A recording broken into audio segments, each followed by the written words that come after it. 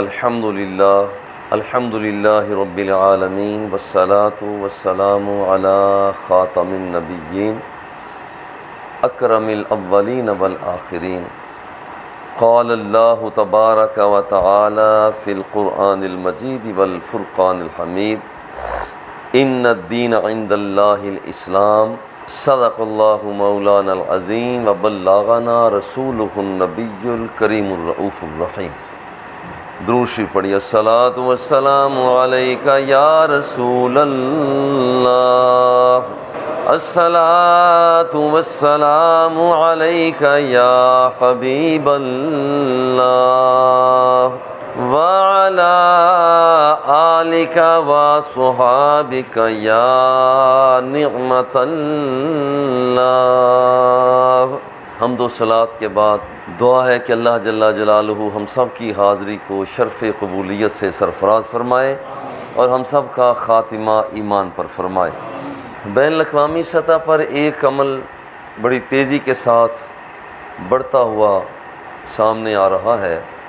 اسلام دشمن قوتیں اسلام کے خلاف کچھ ایسا تاثر پیش کر رہی ہیں کہ اگر اسلام آ گیا تو پھر ہلاکتیں ہو جائیں گی، اسلام آ گیا غیر مسلموں کا جینا حرام ہو جائے گا، اسلام آ گیا کسی غیر مسلم کو چھوڑا نہیں جائے گا۔ یہ وہ باتیں ہیں کہ یہ کر کے وہ لوگ جو ذہنی اعتبار سے اتنے زیادہ سوچنے والے نہیں ہیں انہیں اسلام سے متنفر کیا جا رہا ہے، اور اس سوچ کو کہا جاتا ہے اسلام فوبیا، کہ اسلام کے خلاف ایسی بات انجانا سا خوف، جسے کہا جاتا ہے نا اسلام کے حوالہ سے انجانا خوف کہ اگر اسلام آ گیا تو یہ ہو جائے گا، تباہیاں ہو جائیں گی، بربادیاں ہو جائیں گی، بس عورتیں گھروں کے اندر محصور ہو کے رہ جائیں گی، وہ مرد اپنی من مانی نہیں کر سکیں گے۔ یہ ایک سوچ ہے، اور لوگ اس سوچ کو آگے بڑھا کر معصوم ذہنوں کو اسلام کے خلاف کرنا چاہ رہے ہیں۔ اسے کہتے ہیں اسلام فوبیا، یعنی اسلام فوبیا۔ اب یہ وہ لوگ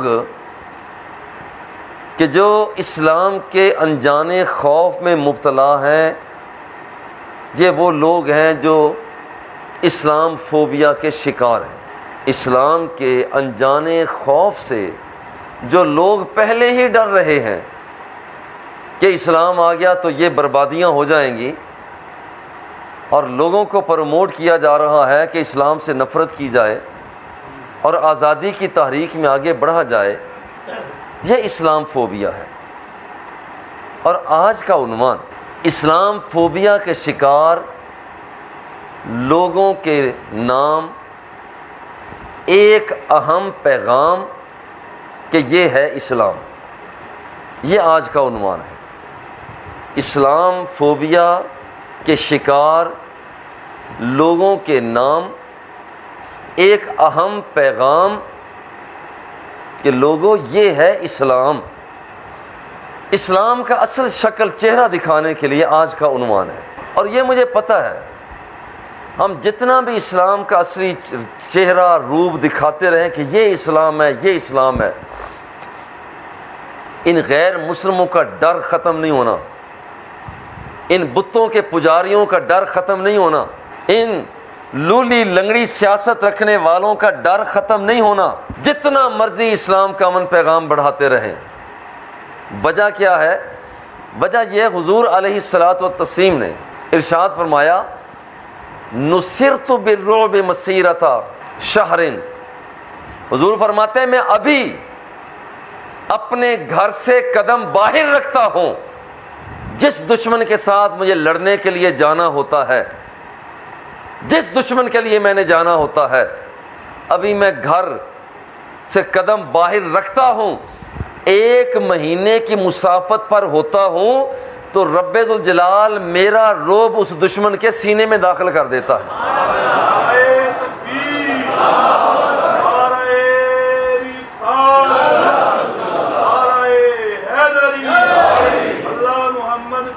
یار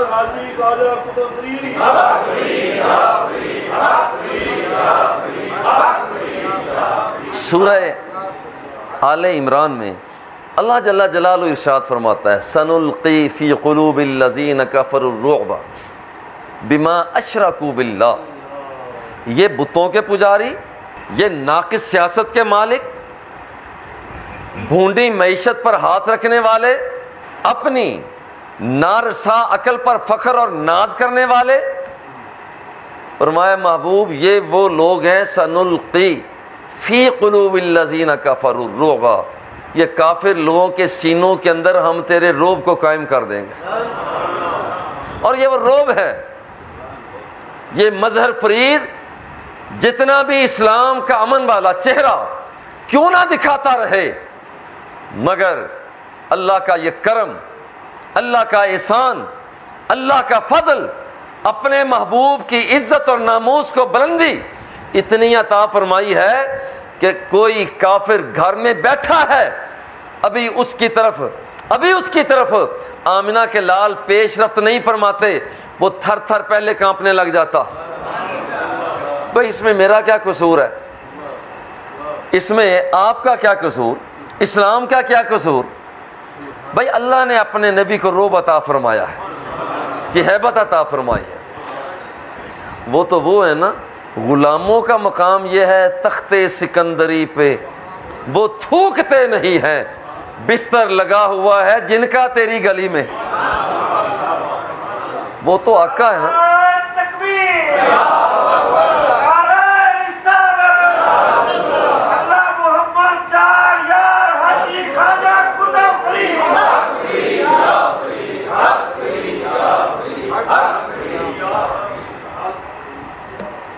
اسلام کسی کو مجبور نہیں کرتا کہ تو مسلمان ہو، یہ نہیں کہتا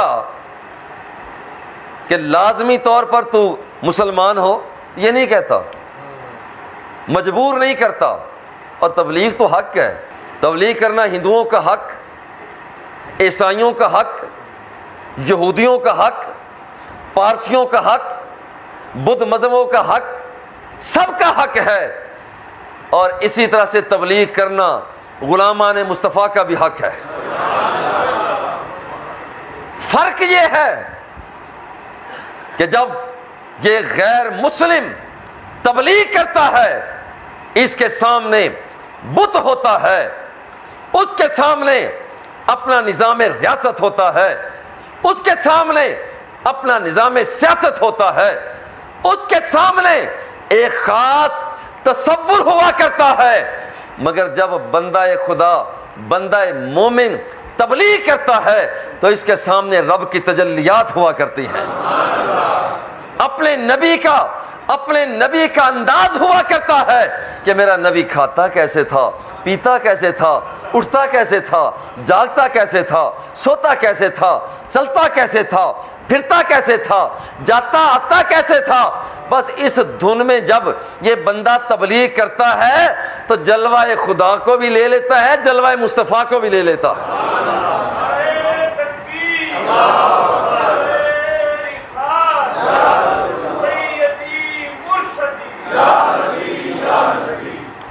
لا اکراہ فی الدین قد تبین الرشد من الغی. اسلام مجبور نہیں کرتا. قد تبین الرشد من الغی، تاریکی میں ڈوبے ہوئے بندے کو جب روشنی دکھائی جاتی ہے پھر اسے کہا جاتا ہے تیری اپنی مرضی ہے، اندھیرے میں رہنا چاہتے ہیں اندھیرے میں رہ لے، روشنی کو لے لیے آنا چاہتا ہے تو ادھر آ جا. بالکل اسی طرح سے اسلام اسے دکھایا جاتا ہے.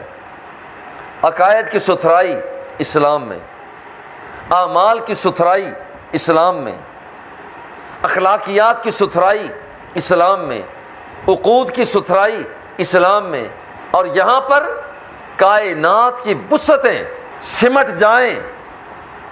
ذرا غور کرنا، کائنات کی وسعتوں کی بھلائیاں سمٹ جائیں اسلام بنتا ہے. اور اسلام کو پھیلا دیا جائے تو کائنات کی بھلائیاں اور بہتریاں بن جاتی ہیں. یہ اسلام ہے.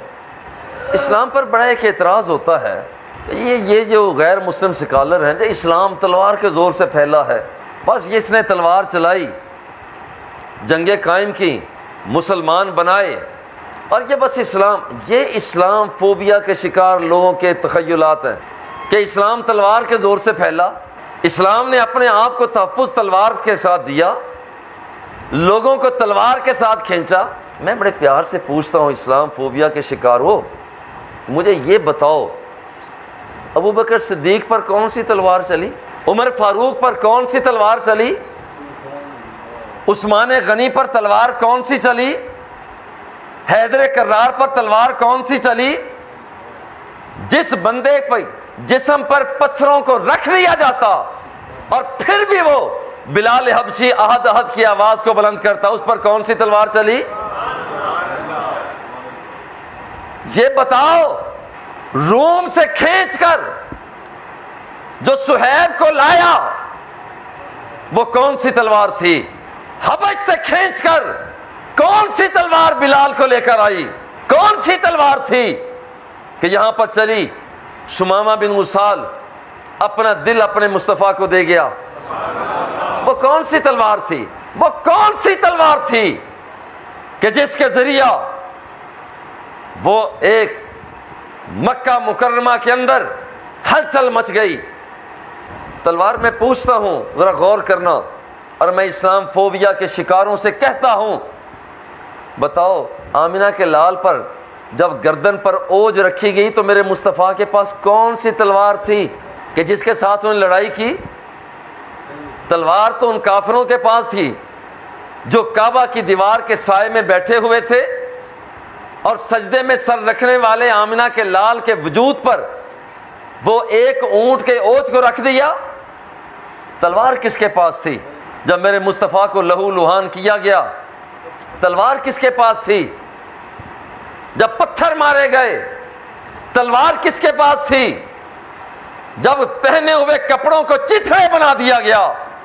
تلوار کس کے پاس تھی جب گھر سے بے گھر کر دیا گیا؟ تلوار کس کے پاس تھی سرزمین مکہ سے ہجرت کرنے پر مجبور کیا گیا؟ تلوار کس کے پاس تھی؟ بتاؤ تلوار کس کے پاس تھی؟ اور یہ میں پوری دنیا کو چیلنج کرتا ہوں، کہتے ہو کہ اسلام تلوار کے زور سے پھیلا؟ یہ کون سی تلوار تھی؟ وہ صہیب چلا آیا، رومی چلا آیا، حبشی چلا آیا، وہ کون سی تلوار تھی؟ ہاں، وہ میرے مصطفیٰ کے محبت کی تلوار تھی۔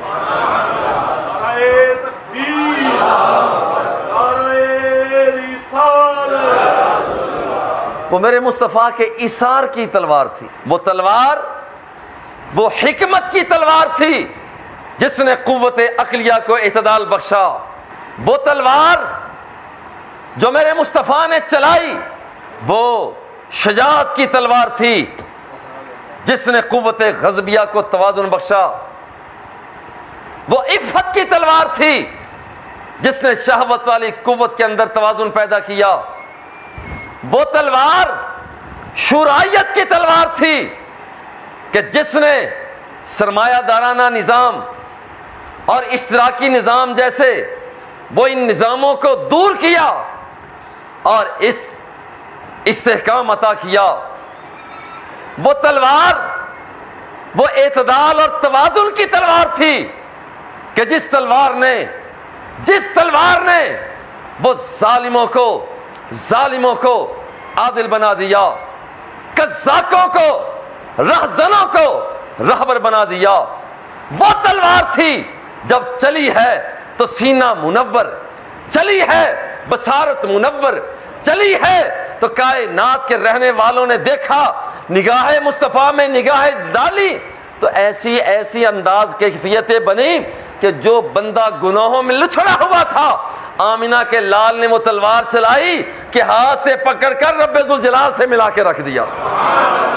یہ تلوار ہے بھائی، اس میں ہمارا کیا قصور؟ تمہارے پاس ہتھیار ہے تو لاؤ نا، شرم نہیں آتی؟ ہیروشیما پہ بم گراؤ، لاکھوں بندے مار دو، بدنام اسلام عراق کے اندر اینٹ سے اینٹ بجا دو، بدنام اسلام ایران کے معاشی مسائل کے اندر رکاوٹیں پیدا کر دو، بدنام اسلام افغانستان کے اندر آ کر خانہ جنگی لگا دو، بدنام اسلام عجیب بات ہے، بے غیرتی کے اڈے تم قائم کرو، بدنام اسلام، رقص و سرود کی مجلسوں کو تم سجاؤ، بدنام اسلام، عورت کے سر سے دوپٹہ تم اتارو، بدنام اسلام، نوجوانوں کو وہ پیجامہ اور تہمد اور شلوار سے آری کر کے وہ جانگیے تم پہناؤ، بدنام اسلام، سمندروں کے کنارے رنگ رلیاں تم مناؤ، بدنام اسلام، معیشت کے نظام کو برباد تم کرو، بدنام اسلام، سیاست میں جمہوریت اور بادشاہت کو وضاحت سے پیش کرو، اور بدنام اسلام۔ یاد رکھنا، آج اگر یہ انسان، اس کا تعلق امریکہ سے ہو، برطانیہ سے ہو، جاپان سے ہو، انگلینڈ سے ہو، کسی بھی مقام کا کوئی شخص ہو، آج اگر چاہتا ہے کہ اس کی عزت ہو، مقام ہو، وقار ہو، عورتوں کے اندر حیا ہو، بچوں کے اندر استعداد پیدا ہو، آؤ ادھر ادھر دیکھنا بند کرو، ماسکو کو نہ دیکھو، امریکہ کی رنگلیوں کو نہ دیکھو۔ مسلمانوں، اگر گیا ہوا وقار لینا چاہتے ہو تو آؤ آمنہ کے لال کی طرف دیکھو، مدینے کی طرف دیکھو، مدینے کی گلیوں کی طرف دیکھو، ان راہوں کی طرف دیکھو۔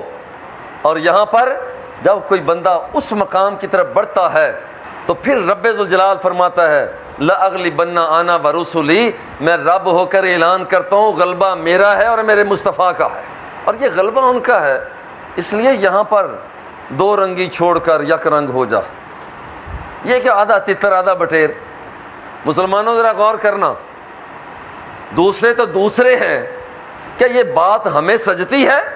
نام لیں اللہ کا اور دل میں بت رکھیں دولت کے، یاد کریں مصطفیٰ کو، زندگی گزاریں اللہ تللے کی، نام لیں عدل کا، مگر اپنے کردار کے اندر ظلم ہو، نام لیں نماز کا اور نظام حیات غلط ہو، کریں طواف بیت اللہ کا مگر احکام اسلامیہ کے گرد گھومنے کی بجائے غیروں کی طرف گھومیں۔ افسوس کی بات ہے، اسلام اس بات کا خوگر نہیں ہے۔ اب یہاں پر ذرا غور کریں، جو یہ لوگ اعتراض کرتے ہیں، جو یہ اسلام فوبیا کے شکار لوگ جو اعتراضات کرتے ہیں، جو اصل شکل اسلام کی دکھانا مقصود ہے، ان کا اعتراض یہ ہوتا ہے کہ اسلام بد امنی پھیلاتا ہے۔ جی، اسلام بد امنی پھیلاتا ہے، لہذا اسلام کے قریب بھی نہ جانا۔ آؤ الجامع صحیح البخاری کو اٹھاؤ، حدیبیہ کے موقع پر معاہدہ کس نے کیا تھا؟ لڑائی کرنا بڑا آسان تھا، مگر حدیبیہ کے موقع پر حضور علیہ الصلاۃ والتسلیم نے کیا مصالحت کی۔ صالح النبی صلی اللہ علیہ وسلم المشرکین یوم الحدیبیہ، حدیبیہ کے موقع پر حضور علیہ الصلاۃ والتسلیم نے ایک باقاعدہ معاہدہ کیا۔ کیا بد امنی پھیلانے والے معاہدات کیا کرتے ہیں؟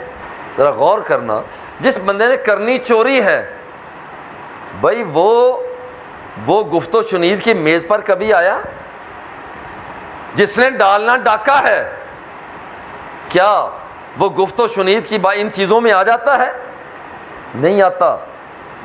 جس کا مطلب یہ ہوا کہ اسلام حدیبیہ کے موقع صالح النبی المسلم، صالح النبی صلی اللہ علیہ وآلہ وسلم المشرکین، حضور علیہ الصلاۃ والتسلیم نے حدیبیہ کے موقع پر مشرکین مکہ سے مصالحت کی۔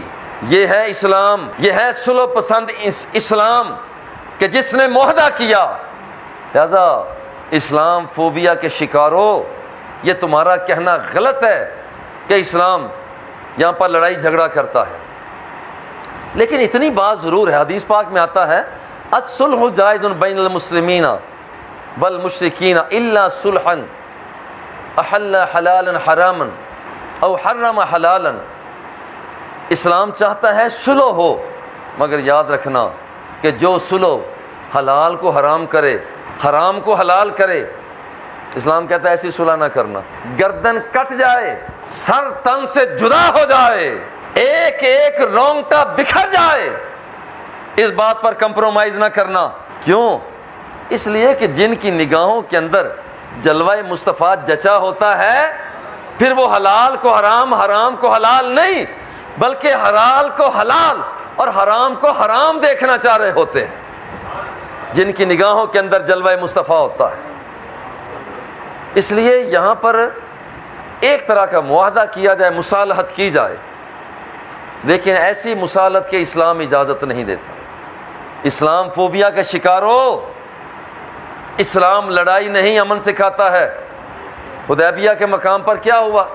حدیبیہ کے مقام پر مسلمانوں نے معاہدہ کیا ہے، اور پھر یہاں پر ایک اسلام فوبیا کے شکار لوگ دوسرا اعتراض یہ کرتے ہیں کہ اسلام کاروبار زندگی کو صرف مسلمانوں تک محدود رکھنا چاہتا ہے، گویا کہ وہ غیر مسلموں کو کاروبار زندگی میں داخل نہیں کرنا چاہتا۔ اور دیکھیں ایسی سادہ سی بات ہے، جب کوئی بندہ سنے گا وہ کہے گا یار اگر اسلام ایسا ہے تو اس کے ہم قریب ہی کیوں جائیں، اس کے آنے سے پہلے کیوں نہ اسے روکیں۔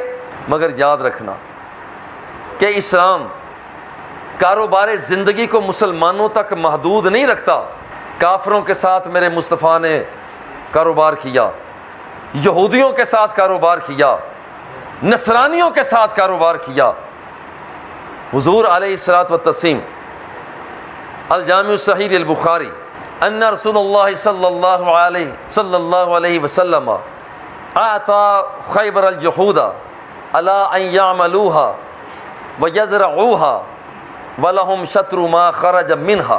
خیبر کی زمین کے مالک میرے مصطفیٰ ہوئے، مگر اس آمدنی کو مسلمانوں تک محدود نہ رکھا۔ انہوں نے فرمایا کہ یہودیوں یہ زمین ہماری، کاشتکاری اب تم کرو، اب جو پیداوار ہو صرف ہمارے لیے نہیں۔ بڑا آسان کام تھا، سب کو غلام بنا لیا جاتا جس دور میں غلامی کا دور چلتا تھا۔ فرمایا نہیں، کام تم کرو، پیداوار جب ہوگی آدھی تم لے لینا، آدھی ہمیں دے دینا۔ اسلام فوبیا کے شکار ہو، کیا تمہاری دکان پہ ایسا کام ہوتا ہے کہ پیداوار ہو، آدھا حصہ مسلمانوں تم لے لینا، آدھا ہم لے لیں؟ کیا ایسا ہوا؟ پتہ چلا کہ تمہارا اعتراض اسلام فوبیا کے شکار لوگوں کا اعتراض غلط ہے، کہ مسلمان صرف اور صرف سامان زیست کو مسلمانوں تک محدود رکھنا چاہتا ہے۔ اور پھر یہ اعتراض کیا جاتا ہے کہ اسلام غیر مسلموں کو اہمیت نہیں دیتا، فضول اعتراض ہے۔ کائنات کیا کا سرکار دو عالم صلی اللہ علیہ وآلہ وسلم، آپ سرکار نے اپنی ایک زرہ جنگی جیکٹ ایک یہودی کے پاس رکھی، اور اس یہودی سے کہا کہ بھائی میری جنگی جیکٹ تم محفوظ رکھو اور مجھے گھر کے خرچہ چلانے کے لیے اناج دو۔ اندازہ کریں یہ غیر مسلموں کے ساتھ مسلمانوں کے لیڈر کا رویہ ہے، ورنہ بڑا آسان کام تھا، دو آدمیوں کو بھیجا جاتا۔ جانثاران مصطفیٰ کوئی کمی تھی؟ دو کو بھیجا جاتا، بھائی اس سے چھینا جھپٹی کر کے لے آؤ، 10 بوریاں گندم کی لے آؤ، اتنے چاول لے آؤ۔ یہ مشکل کام تھا۔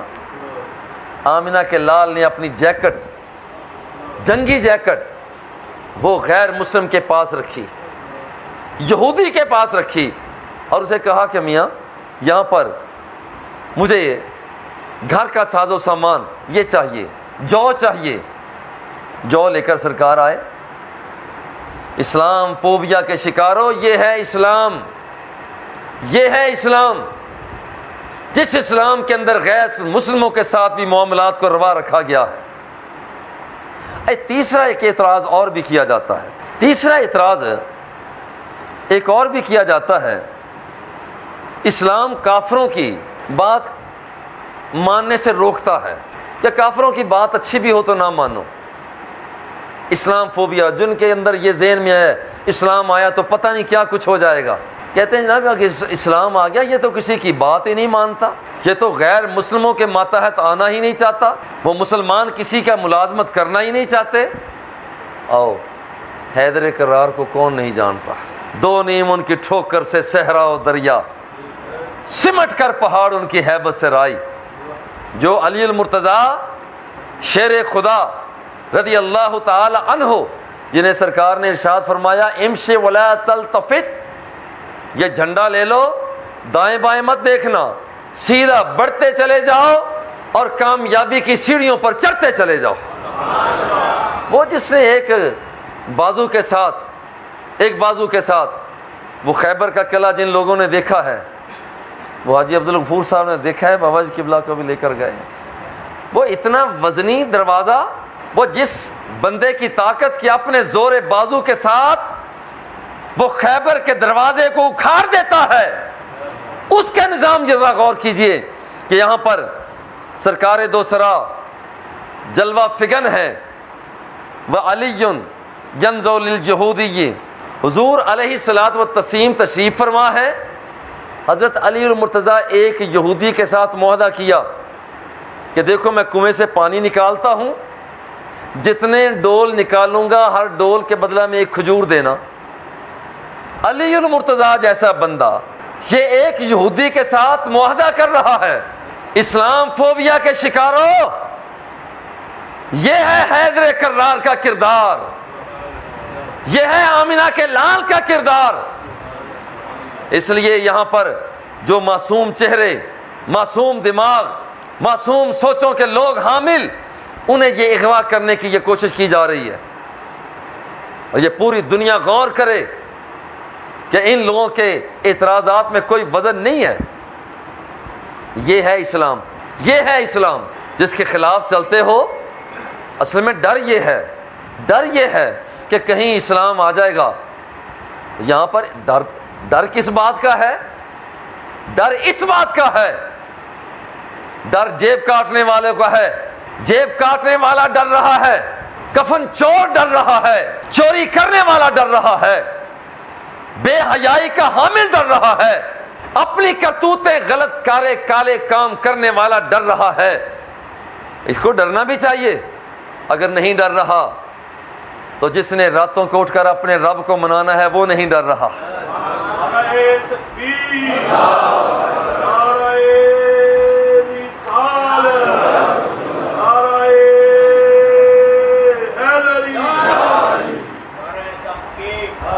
دیکھیں یہاں پر ایک اعتراض، اسلام فوبیا کا شکار لوگ ایک اور اعتراض کرتے ہیں، بھئی یہ تو غیر مسلموں کا استحصال کرتا ہے اسلام، یعنی انہیں کھاتا پیتا دیکھ ہی نہیں سکتا۔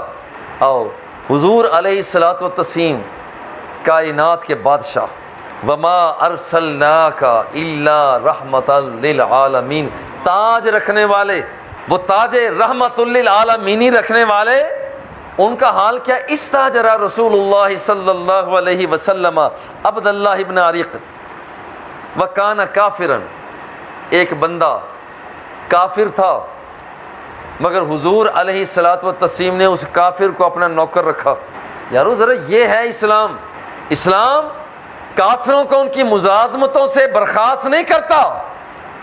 اسلام یہ ہے اگر کوئی شخص ملازم نہیں ہے، آؤ جس نبی کے تم خاکے بناتے ہو، جس نبی کی تم توہین کے لیے آگے بڑھتے ہو، وہ غیر مسلموں کو اپنا نوکر بنا رہا ہے تاکہ یہاں پر دوری ختم ہو، فاصلے سمٹ جائیں، تمہیں دیکھنے کا موقع ملے کہ اسلام کیا ہے۔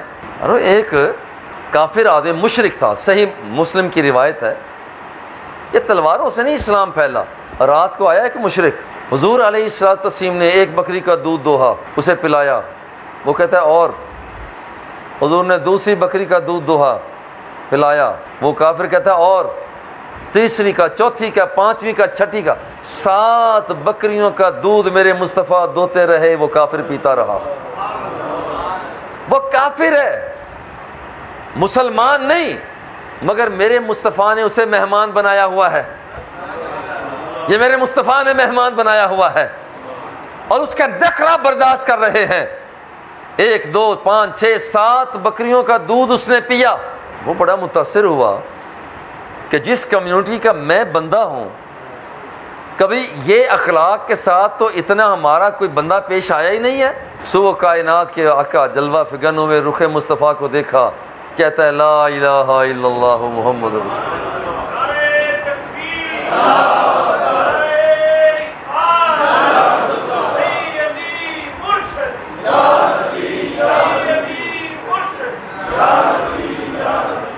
یارو یہ ہے اصل میں, یہ ہے اصل میں اسلام. اسے اسلام کہتے ہیں. یہ کیا سرکار نے رات اس کی گردن پر تلوار رکھی تھی, 7 بکریوں کا دودھ پلایا. اچھا اب صبح ہوا, یہ صحیح مسلم کی روایت ہے, میرے آقا نے 1 بکری کا دودھ دوہا, پلایا, پی گیا. کائنات کے آقا دوسری بکری کی طرف بڑھے ہیں تو کہتے ہیں حضور بس, حضور بس. ذرا غور کرنا, جو شخص بے صبرا تھا وہ اسلام سے ڈرتا, جو شخص کافر تھا وہ 7 بکریوں کا دودھ پی گیا. اور جب رب ذوالجلال نے اسے اسلام کا صبر عطا کیا تو رب ذوالجلال کی بارگاہ میں وہ 1 بکری کے دودھ کے ساتھ ہی اس کا پیٹ بھر گیا. یہ جب بندہ مومن بنتا ہے تو پھر یہ اس کے اندر کیفیت پیدا ہوا کرتی. پھر یہاں کہا جاتا ہے کہ اسلام یہ غیر مسلموں کے حقوق کا غاصب ہے. اب ذرا غور کریں, حضور علیہ الصلوۃ والتسلیم نے, کائنات کے آقا, اللہ اکبر, حضور علیہ الصلوۃ والتسلیم نے ایک یہودی عالم سے کچھ اشرفیاں ادھار لیں, کچھ اشرفیاں ادھار لیں. تلوار والے کے سامنے تلوار والے اشرفیاں ادھار لیتے ہیں, تلوار والے پیسے ادھار نہیں لیتے, وہ گردن پر ناخن رکھ کے کہتے ہیں نکالو جو کچھ بھی ہے, وہ یوں نکلواتے ہیں.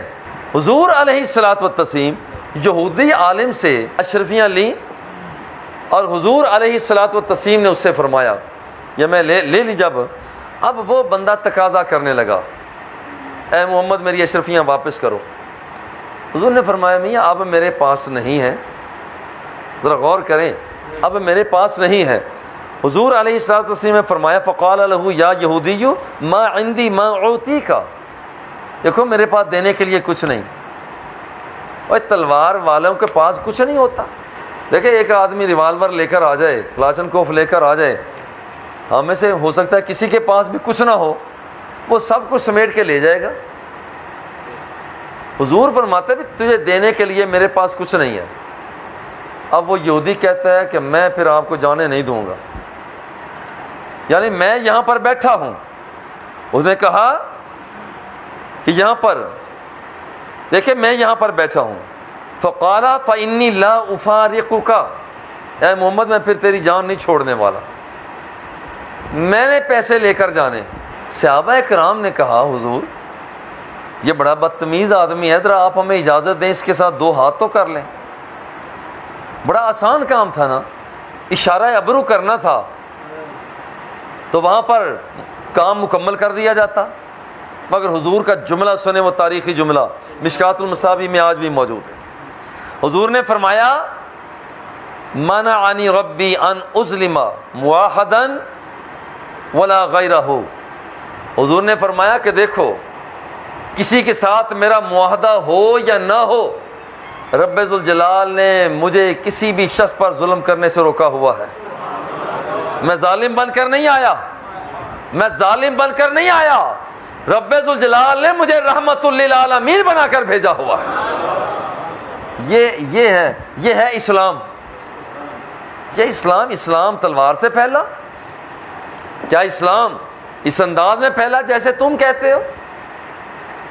اسلام پیار سے پھیلا. کائنات کے آقا سرکار دو عالم صلی اللہ علیہ وآلہ وسلم, کافر آدمی سرکار سے درخواست کرتے, یہ ہے اسلام. اعتراض کیا جاتا ہے کہ دیکھو صاحب یہ اسلام غیر مسلموں کی ہلاکت کا قائل ہے. واہ کیسا غلط اعتراض ہے. اسلام فوبیا کے شکار ہو. غور کرو, جب اسلام سرزمین مکہ پر غالب تھا, آمنہ کے لال کا اشارہ ابرو چلتا تھا. اگر آپ چاہتے کوئی غیر مسلم سرزمین مکہ پر باقی نہ رہتا، تحقیق کر دیا جاتا، قتل کر دیا جاتا، مگر یہ آمنہ کے لال کا حوصلہ تھا.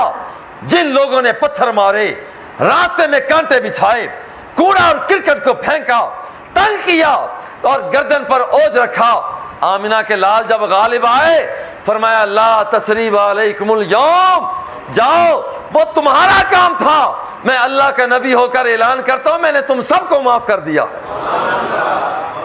اور یہ اسلام ہے. اسلام فوبیا کے شکار ہو، یہ اسلام ہے.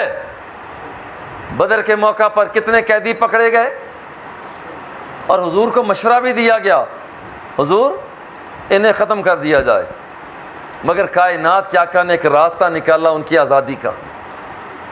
یہ اسلام ہے. اسلام فوبیا کے شکار ہو، غور کرو.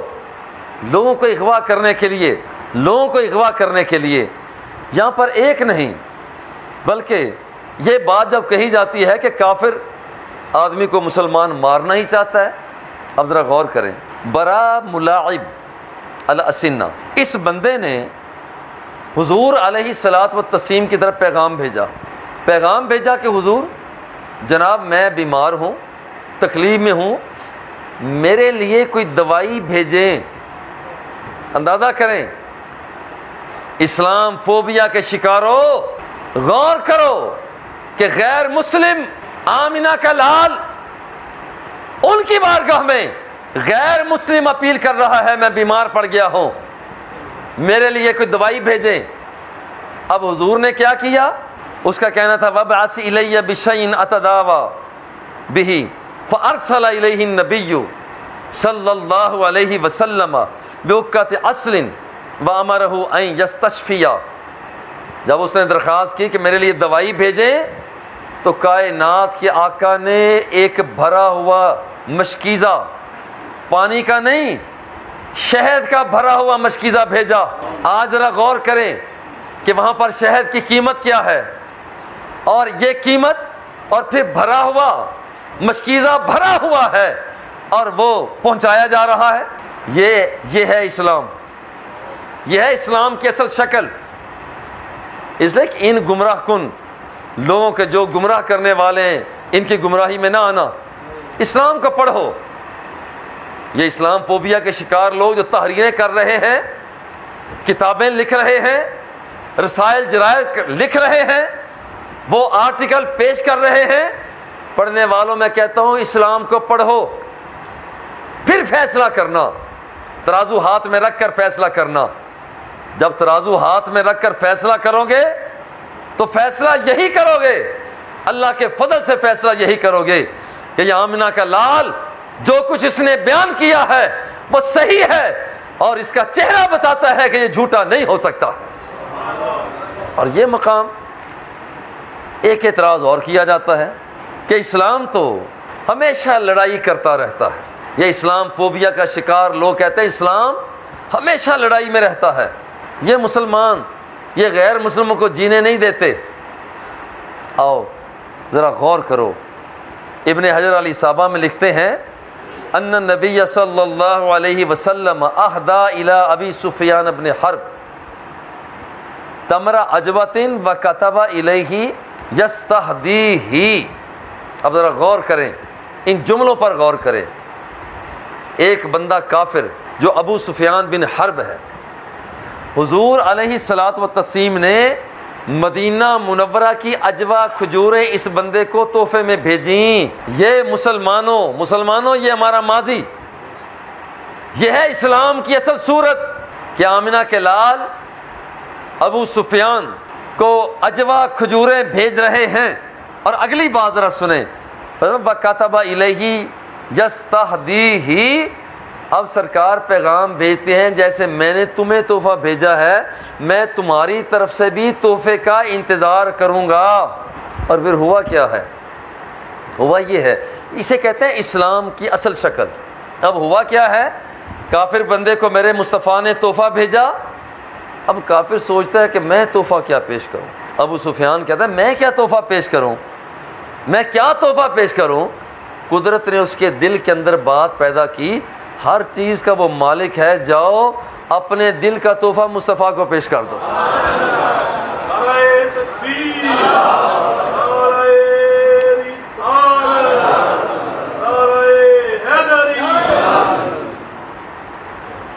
دیکھو کافر کو ہدیہ بھیجنا، یہاں پر دل کے اندر ہمارے یہ ہو کہ ہم نے اسے کافر کو تحفہ بھیج رہے ہیں تاکہ اسلام کے قریب آئے. یہ ہے اسلام.